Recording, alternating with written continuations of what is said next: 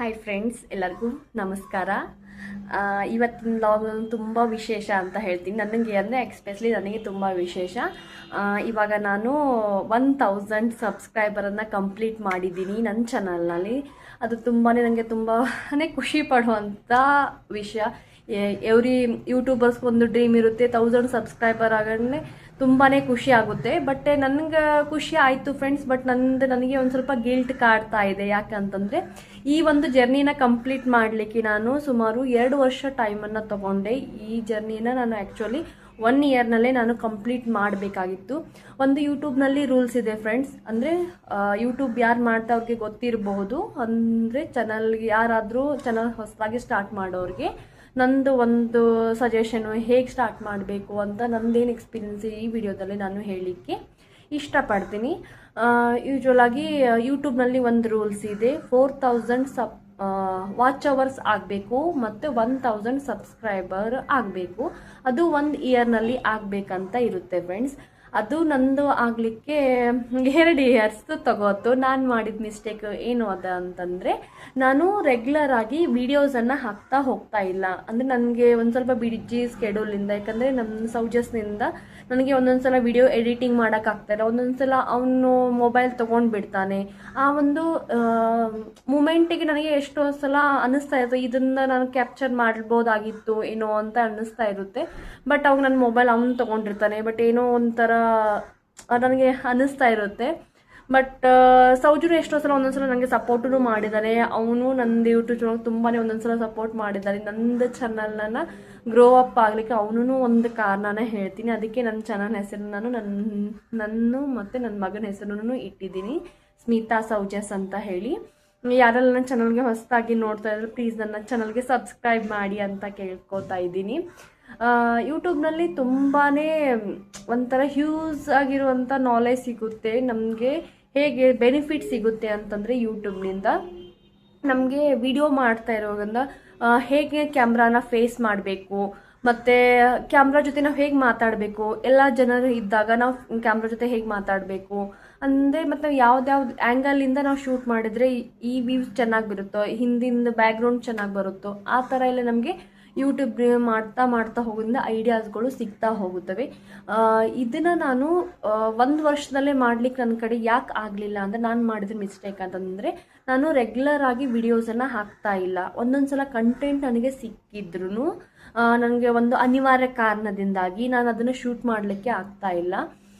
ಅದು ನಾನು ಮಾಡ್ತಾ ಇರೋ ಮಿಸ್ಟೇಕು. ಮತ್ತು ಇನ್ನೊಂದು, ವಾಯ್ಸ್ ನಾನು ರೆಕಾರ್ಡಿಂಗ್ ಮಾಡ್ತಾ ಇರ್ತೀನಲ್ಲ, ಒಂದೊಂದು ಸಲ ನನಗೆ ಒಂದು ಪ್ರಶಾಂತವಾದ ಜಾಗ ಬೇಕಾಗುತ್ತೆ. ಎಷ್ಟೋ ಸಲ ನಾನು ಶೂಟ್ ಮಾಡಿ ಇಟ್ಕೊಂಡಿರ್ತೀನಿ, ಆದರೆ ನನಗೆ ಅದನ್ನು ಹಾಕಲಿಕ್ಕೆ ವಿಡಿಯೋಸ್ ಮಾಡಿ ವಾಯ್ಸ್ ಕೊಟ್ಟು ಹಾಕಲಿಕ್ಕೂ ನನಗೆ ಆಗ್ತಾ ಇಲ್ಲ. ಸಪೋಸ್ ಒಂದೊಂದು ಸಲ ಏನೋ ಇನ್ಸಿಡೆಂಟ್ ಆಗಿರುತ್ತೆ, ಅದನ್ನು ನಾನು ಜಾಸ್ತಿ ದಿನ ಡ್ರ್ಯಾಗ್ ಮಾಡಿ, ಅಂದರೆ ಯಾವಾಗ ನನಗೆ ಟೈಮ್ ಸಿಗುತ್ತೋ ಆವಾಗ ನಾನು ಹಾಕ್ತಾ ಇದ್ದೀನಿ.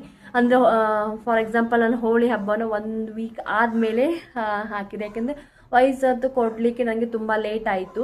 ಅಂದರೆ ಹೇಗೆ ಕಂಟೆಂಟನ್ನು ನಾವು ಜಾಸ್ತಿ ವೀಡಿಯೋಸನ್ನು ಹಾಕೋದನ್ನು ಉಪಯೋಗ ಇಲ್ಲ ಫ್ರೆಂಡ್ಸ್. ಅಂದರೆ ಯಾವುದರಲ್ಲಿ ಕಂಟೆಂಟನ್ನು ಇರಬೇಕು ಫ್ರೆಂಡ್ಸ್. ಅದು ನಾನು ಯಾವಾಗ ವೀಡಿಯೋಸ್ ಹಾಕಿದ್ರೆ ನನಗೆ ತುಂಬಾ ವ್ಯೂಸನ್ನು ಚೆನ್ನಾಗಿ ಬರ್ತಾ ಇವೆ. ಬಟ್ ನಂದು ಮಿಸ್ಟೇಕಿಂದ ನಾನು ಯೂಟ್ಯೂಬ್ನಲ್ಲಿ ಇನ್ನೂ ಗ್ರೋ ಅಪ್ ಆಗ್ತಾ ಇಲ್ಲ. ಅದು ನನ್ನದೇ ಮಿಸ್ಟೇಕು. ಯಾವಾಗ ನಾವು ಕನ್ಸಿಸ್ಟೆನ್ಸಿ ಮೇಂಟೈನ್ ಮಾಡ್ತೇವೆ, ಈಸಿಲಿ ನಾವು ಗ್ರೋ ಅಪ್ ಆಗ್ತೇವೆ. ನಮ್ಮ ಕಂಟೆಂಟ್ ಅಂದರೆ ಎಲ್ಲನೂ ಚೆನ್ನಾಗಿತ್ತು ಅಂದರೆ ನಾವು ಮಾಡ್ತಾ ಇರೋ ಒಂದು ಯೂಟ್ಯೂಬ್ರಲ್ಲೂ ಜಲ್ದಿನೇ ಗ್ರೋ ಅಪ್ ಆಗುತ್ತೆ. ನನಗೆ ಎಷ್ಟೋ ಸಲ ಹಾಗೆ ಆಗಿದೆ ಫ್ರೆಂಡ್ಸ್. ಒಂದೊಂದು ಸಲ ನನಗೆ 500 ವಾಚ್ ಅವರ್ಸ್ ಕಂಪ್ಲೀಟ್ನ ಆಗಲಿಕ್ಕೇನೋ ಒಂದೇ ದಿನದಲ್ಲಿ ನನಗೆ ಆಗಿದ್ದಾವೆ. ಬಟ್ ನನಗೆ ಅದು ಕನ್ಸಿಸ್ಟೆನ್ಸಿ ಮೇಂಟೈನ್ ಆಗಲಾರ್ದಕ್ಕೆ ನನ್ನ ವಾಚ್ ಅವರ್ ಡಿಕ್ರೀಸೂ ಆಗ್ತಾ ಇದೆ. ಈ ಒಂದು ಕಾನ್ಸೆಪ್ಟನ್ನು ಹೇಗೆ ಯೂಟ್ಯೂಬ್ನಲ್ಲಿ ವಾಚ್ ಅವರ್ದು ಕಾನ್ಸೆಪ್ಟನ್ನು ನಿಮಗೆ ಇನ್ನೊಂದು ವಿಡಿಯೋ ಮಾಡಿ ಹಾಕ್ತೀನಿ, ಅದು ಹೇಗೆ ನಾವು ತಿಳ್ಕೋಬೇಕು ಅಂತ ಹೇಳಿ. ಈ ಲಾಗ್ನಲ್ಲಿ ನಮಗೆ ಸುಮಾರಷ್ಟು ವಿಷಯಗಳನ್ನು ನನ್ನದೇ ಎಕ್ಸ್ಪೀರಿಯನ್ಸ್ ಹೇಗಿದೆ ಅದ್ರ ಬಗ್ಗೆ ನಾನು ಇವಾಗ ಹೇಳ್ತಾ ಇದ್ದೀನಿ ಅಷ್ಟೇ. ನನಗೆ ತುಂಬಾ ಖುಷಿಯನ್ನು ಆಗ್ತಾ ಇದೆ. 1K ಸಬ್ಸ್ಕ್ರೈಬರ್ ನಾನು ಕಂಪ್ಲೀಟ್ ಮಾಡಿದ್ದೀನಲ್ಲ, ಅಟ್ಲೀಸ್ಟ್ 2 ಇಯರ್ಸ್ ಆದಮೇಲೆ ಆದರೂ ಕಂಪ್ಲೀಟ್ ಮಾಡಿದ್ದೆ. ನನಗೆ ಆ್ಯಕ್ಚುಲಿ ಫೆಬ್ರವರಿಗೆ ನಂದು 2 ಇಯರ್ಸ್ ಕಂಪ್ಲೀಟ್ ಆಯಿತು. ನಂದು ಯೂಟ್ಯೂಬ್ ಜರ್ನಿ ಸ್ಟಾರ್ಟ್ ಆಗಿದ್ದು. ನನಗಂತೂ ತುಂಬಾ ಖುಷಿ ಆಗ್ತಾ ಇದೆ. ಇವಾಗ ನಂಗೆ ನೆಕ್ಸ್ಟ್ ಟಾರ್ಗೆಟ್ ಇರೋದು ನಂದು ವಾಚ್ ಅವರ್ ಕಂಪ್ಲೀಟ್ ಮಾಡಬೇಕಂಥೇಳಿ. ಅದು ವಾಚ್ ಅವರ್ ನಂಗೆ ಒಂದು ಸ್ವಲ್ಪ ನಾನು ವೀಡಿಯೋಸನ್ನು ಇಲ್ಲಲ್ಲ ಫ್ರೆಂಡ್ಸ್ ಇವಾಗ ರೆಗ್ಯುಲರ್ ಆಗಿ, ಅದಕ್ಕೆ ನನ್ನ ವಾಚ್ ಅವರ್ ಡಿಕ್ರೀಸ್ ಆಗ್ತಾ ಹೋಗ್ತಾ ಇದೆ. ಅದನ್ನು ನಾನು ಇವಾಗ ತಡೆಗಟ್ಟಬೇಕು. ಅಂದರೆ ಹೇಗಾದರೆ ವೀಡಿಯೋಸ್ನ ಡೈಲಿ ಅಪ್ಲೋಡ್ ಮಾಡ್ಕೋತಾ ಇರಬೇಕು ವಿತ್ ಚೆನ್ನಾಗಿರೋ ಕಂಟೆಂಟನ್ನು ತೊಗೋಬೇಕು ಅಂತ ಅಂದ್ಕೊಂಡಿದ್ದೀನಿ. ಅಂದರೆ ಸುಮ್ಮನೆ ಒಂದು ವೀಡಿಯೋಸನ್ನು ಮಾಡಿ ಹಾಕೋದು ಅಂದರೆ ಎಲ್ಲರೂ ನೋಡಬೇಕು ಅಂತ ಹೇಳಿ ನನಗೆ ಅದು ಆ ಥರ ಇಷ್ಟ ಇಲ್ಲ. ಒಂದು ವೀಡಿಯೋಸನ್ನು ಮಾಡಿದ್ಮೇಲೆ ಅದರಲ್ಲಿ ಏನೋ ಒಂದು ಕಂಟೆಂಟ್ ಇರಬೇಕು, ಅಂದರೆ ಯಾವ್ದಾದ್ರು ಫನ್ ರೀತಿಯಾಗಲಿ ಯಾವುದಾದ್ರೂ ಒಂದು ಯೂಸ್ ಆಗ್ತಾ ಇರಬೇಕು. ಅಂಥ ವೀಡಿಯೋಗಳನ್ನು ಎಲ್ಲರೂ ನೋಡ್ತಾರೆ. ಯಾವಾಗ ನಾವು ಒಂದು ಲಾಗರ್ ಆಗಿ ಒಂದು ಬೇಸ್ ಕೂಡ್ತದಲ್ಲ ಫ್ರೆಂಡ್ಸ್, ಅವಾಗ ನಾವು ಯಾವುದೇ ರೀತಿಯ ವಿಡಿಯೋ ಹಾಕಿದ್ರು, ಅಂದರೆ ಯಾವುದೇ ರೀತಿ ಅಂದರೆ ಮೀನ್ಸ್ ನಮ್ಮ ಡೈಲಿ ರುಟೀನ್ ವಿಡಿಯೋ ಹಾಕಿದ್ರೂ ಜನರು ನೋಡ್ತಾರೆ ಅಂತ ಹೇಳಿ ಒಂದು ನನಗೆ ಈ ಯೂಟ್ಯೂಬ್ ಮಾಡೋ ಜರ್ನಿಯಲ್ಲಿ ನನಗೆ ವಿಷಯ ಗೊತ್ತಾಗಿದ್ದು. ನಾನು ಮೊದಲು ಹಾಗೆಲ್ಲ ಮಾಡ್ತಾ ಇದ್ದಿದ್ದಿಲ್ಲ ಫ್ರೆಂಡ್ಸ್. ಲಾಗ್ ಹಾಕಿದ್ರೆ ನಾನು ಏನು ಡೈಲಿ ರುಟೀನಲ್ಲ ಅದನ್ನೆಲ್ಲ ಹಾಕ್ತಾ ಇದ್ದೆ. ಬಟ್ ನನಗೆ ಆಮೇಲೆ ಗೊತ್ತಾಗಿದ್ದು, ಒಂದು ನಾವು ಏನಾದರೂ ಲಾಗ್ನಲ್ಲಿ ಏನಾದರೂ ಒಂದು ವಿಶೇಷ ಇರಬೇಕು, ಅಂದರೆ ನಮ್ಮ ಕಂಟೆಂಟ್ನಲ್ಲಿ ಅದನ್ನು ಯಾರಿಗಾದರೂ ಯೂಸ್ ಆಗಬೇಕು ಅಂಥದ್ದು ವಿಡಿಯೋಸನ್ನು ಹಾಕಿದರೆ ಎಲ್ಲರೂ ಜನರು ನೋಡ್ತಾರೆ, ಅವಾಗ ಒಳ್ಳೆ ವಾಚ್ ಅವರು ಬರುತ್ತವೆ. ಮತ್ತು ಇನ್ನೊಂದು ಫ್ರೆಂಡ್ಸ್, ಶಾರ್ಟ್ಸ್ ವೀಡಿಯೋಸನ್ನು ನಂದು ಶಾರ್ಟ್ ವೀಡಿಯೋ ತುಂಬಾ ಲೈಕ್ ಆಗ್ತಾರೆ ಮತ್ತು ಅದು ವ್ಯೂಸೂ ಜಾಸ್ತಿ ಬರ್ತವೆ. ಡಿಫ್ರೆಂಟಾಗಿ ನಾನು ಅಡುಗೆ ಅಥವಾ ಏನಾದರೂ ಮಾಡಿದಾಗ ಅದನ್ನು ನಾನು ಹಾಕಿರ್ತೀನಿ ಶಾರ್ಟ್ಸ್ ವೀಡಿಯೋದಲ್ಲಿ. ನನಗೆ ಯಾವೆಲ್ಲ ಅಡುಗೆ ಅಥವಾ ಇದರಲ್ಲಿ ನನ್ನ ಚಾನಲಲ್ಲಿ ಹಾಕಿದ್ರೆ ತುಂಬಾ ವ್ಯೂಸ್ ಅದು ಬರ್ತವೆ. ಅದಕ್ಕೆ ನನಗೆ ತುಂಬ ಖುಷಿ ಆಗ್ತಾಯಿದೆ. ಬಟ್ ಅದು ಕಂಟಿನ್ಯೂಸ್ ನನಗೆ ಇಡ್ಲಿಕ್ಕೆ ಆಗ್ತಿಲ್ಲ, ಅದೇ ನಂದು ಪ್ರಾಬ್ಲಮ್ ಆಗ್ತದೆ. ಇನ್ನು ಮುಂದೆ ನಾನು ಟ್ರೈ ಮಾಡ್ತೀನಿ ಅಂತ ಹೇಳ್ತೀನಿ ಫ್ರೆಂಡ್ಸ್. ಅಂದರೆ ಯಾಕಂದರೆ ಕಂಟೆಂಟ್ನು ಚಲೋಗೆ ಸಿಗಬೇಕು ಮತ್ತು ವಿತ್ ನಂದು ಸಿಚುವೇಶನ್ಸು ಆ ಥರ ಇರಬೇಕು. ವಿತ್ ನನಗೆ ಅದನ್ನು ಮಾಡಬೇಕು ಅಂತ ಅನಿಸಿದ್ರೆ ನಾನು ಅವತ್ತು ಡೆಫಿನೆಟಾಗಿ ಮಾಡ್ತೀನಿ. ಯಾಕಂದರೆ ಒಂದೊಂದು ಸಲ ರಿಪೀಟೆಡ್ ಕಂಟೆಂಟ್ ಇರುತ್ತೆ. ರಿಪೀಟೆಡಾಗಿ ಫೆಸ್ಟಿವಲ್ ನಾವು ಆಚರಣೆ ಮಾಡಿರ್ತೀವಿ, ಅದನ್ನು ಬೇರೆಯವ್ರಿಗೆ ನೋಡಲಿಕ್ಕೆ ತುಂಬಾ ಬೋರ್ ಆಗುತ್ತೆ. ಇವ್ರ ಮನೆಯಲ್ಲಿ ಆಚರಿಸೋದು ನಾವು ಎದಕ್ಕೆ ನೋಡಬೇಕು, ಅಂದರೆ ನಮ್ಮನ್ನು ಪ್ರೀತಿಸೋರು ನಮಗೆ ಹೆಚ್ಚಿಗೆ ಆಗಬೇಕು ಅಂದಾಗೆ ನನಗೆ ಇಷ್ಟ ಆಗುತ್ತೆ. ಅಂದರೆ ಸಬ್ಸ್ಕ್ರೈಬರ್ ಜಾಸ್ತಿ ಜನ ಆದರೆ ಅವ್ರಿಗೆ ಯಾವುದಾದ್ರೂ ವಿಷಯದ ಬಗ್ಗೆ ಇವಳು ಒಂದು ಟಾಪಿಕನ್ನು ಚೆನ್ನಾಗಿ ಮಾತಾಡಿದ್ದಾಳೆ, ಇವ್ರಿಂದ ಯೂಟ್ಯೂಬ್ರಿಂದ ತುಂಬ ಚೆನ್ನಾಗಿ ನಮಗೆ ಪ್ರಯೋಜನ ಆಯಿತು ಅಂತ ತೃಪ್ತಿ ಪಡೋದ್ರಿಂದ ನೋಡೋದ್ರಿಂದ ತುಂಬ ಯೂಸ್ ಇರುತ್ತೆ. ವಾಯ್ಸ್ ರೆಕಾರ್ಡಿಂಗ್ ಮಾಡೋವಾಗ ತುಂಬಾ ಡಿಸ್ಟರ್ಬ್ ಆಗ್ತಾ ಇರುತ್ತೆ. ಯಾಕಂದರೆ ಸೌಜನು ಒಂದೊಂದು ಸಲ ಮಾಡ್ತಾ ಅವ್ನು ಮಲ್ಕೊಂಡಿದ್ದ ಟೈಮ್ದಲ್ಲಿ ನಾನು ಹೆಚ್ಚು ವಾಯ್ಸ್ ರೆಕಾರ್ಡಿಂಗ್ ಅಂತೆಲ್ಲ ಮಾಡ್ತಾ ಇರ್ತೀನಿ. ಇವಾಗೂ ಕೇಳಿಸ್ತಾ ಇರ್ಬೋದು ಒಂದು ಕಾಗೆ ಸೌಂಡ್ ಅದು ಈ ಥರ ಹಿಂದ್ಗಡೆ ಅದು ಎಲ್ಲ ಬರ್ತಿರ್ಬೋದು.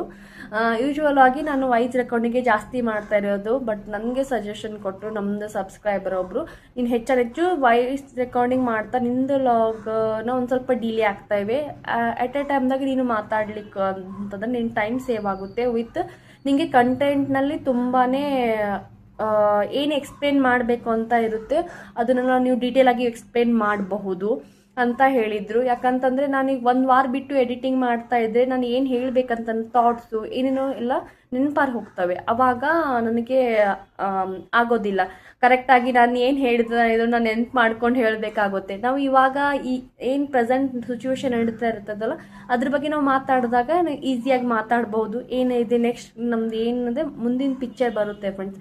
ಇವಾಗ ನೆನಪು ಮಾಡ್ಕೊಂಡು ಮಾತಾಡುವಂಥ ನಮಗೆ ಯಾವುದೇ ರೀತಿಯ ಪ್ರಮೇಯ ಬೀಳೋದಿಲ್ಲ. ಅದಕ್ಕೆ ಫ್ರೆಂಡ್ಸ್, ನಾವು ಯಾವಾಗ 1000 ಸಬ್ಸ್ಕ್ರೈಬರ್ ಆಗ್ತಾರಂತ ನಾನು ವೇಟ್ ಮಾಡ್ತಾ ಇದ್ದೆ ಮೊದಲು. ಬಟ್ ಇವಾಗ ನನಗೆ 1000 ಸಬ್ಸ್ಕ್ರೈಬರ್ ಆದರೂ ಅಷ್ಟೊಂದು ಖುಷಿ ಆಗ್ತಾ ಇಲ್ಲ. ಯಾಕಂತಂದರೆ ಅದು ನನ್ನ ಮಿಸ್ಟೇಕಿಂದ. ಅಂದರೆ ಈಗ ಆ್ಯಕ್ಚುಲಿ ನಾನು ಭಾಳ ಡಿಲೇ ಮಾಡಿಬಿಟ್ಟಿದ್ದೀನಿ. ನಾನು 1000 ಸಬ್ಸ್ಕ್ರೈಬರ್ 1 ಇಯರ್ನಲ್ಲೇ ಕಂಪ್ಲೀಟ್ ಆಗಬೇಕಾಗಿತ್ತು. ಈಗ 2 ಇಯರ್ಸ್ ಆದರೂ ಇವಾಗ ನನಗೆ ಆಗಿದೆ. ಅದನ್ನು ನನಗೆ ಅಷ್ಟು ಇನ್ನೂ 2 ಇಯರ್ಸ್ ಆದಮೇಲೆ ನನಗೆ ಇಷ್ಟು ಸಬ್ಸ್ಕ್ರೈಬರ್ಗಿಂತ ಜಾಸ್ತಿ ಆಗಬೇಕಾಗಿತ್ತು ಯೂಶ್ವಲ್ ಆಗಿ. ಯಾಕಂದರೆ ನನ್ನ ಮಿಸ್ಟೇಕಿಂದ ನಾನು ಆಗಿಲ್ಲ.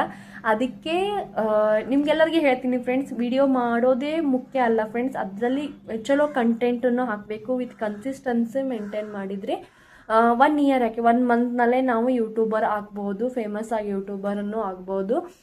ಒಂದು ಯೂಟ್ಯೂಬರ್ ತುಂಬಾ ಖುಷಿ ಆಗ್ತಾಯಿದೆ.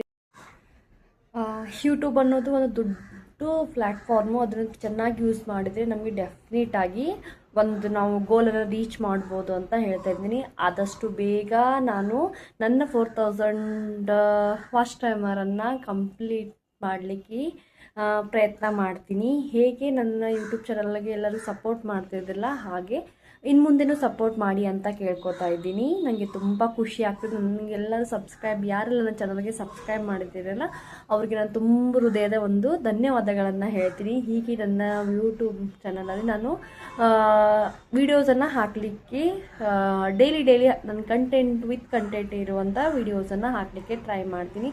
ಆ ವಿಡಿಯೋಸ್ಗಳನ್ನು ನೀವೆಲ್ಲರೂ ನೋಡಿ ನನಗೆ ಮಾನಿಟೈಸ್ ಆಗಲಿಕ್ಕೆ ನನ್ನ ಚಾನಲ್ನ ಮಾನಿಟೈಸ್ ಮಾಡಲಿಕ್ಕೆ ನನಗೆ ಪ್ಲೀಸ್ ಹೆಲ್ಪ್ ಮಾಡಿ ಅಂತ ಕೇಳ್ಕೊತಾ ಇದ್ದೀನಿ. ಈ ಲಾಗ್ನಲ್ಲಿ ನಿಮಗೆ ಒಂದು ಸ್ವಲ್ಪ ನನಗೆಷ್ಟು ಗೊತ್ತಿಷ್ಟೋ ನನ್ನ ಎಕ್ಸ್ಪೀರಿಯೆನ್ಸನ್ನು ಹಂಚಿಕೊಂಡು ನನ್ನ ಒಂದು ಎಕ್ಸ್ಪೀರಿಯೆನ್ಸ್ ನಿಮ್ಮ ಜೊತೆ ಹಂಚಲಿಕ್ಕೆ ತುಂಬ ಖುಷಿ ಅನ್ನಿಸ್ತು. ನಿಮಗೆ ಈ ರೀತಿಯೇ ಸಪೋರ್ಟ್ ಮಾಡಿ ಅಂತ ಕೇಳ್ಕೊತಾ ಈ ವಿಡಿಯೋನ ಇವಾಗ ಎಂಡ್ ಮಾಡ್ತೀನಿ. Bye friends.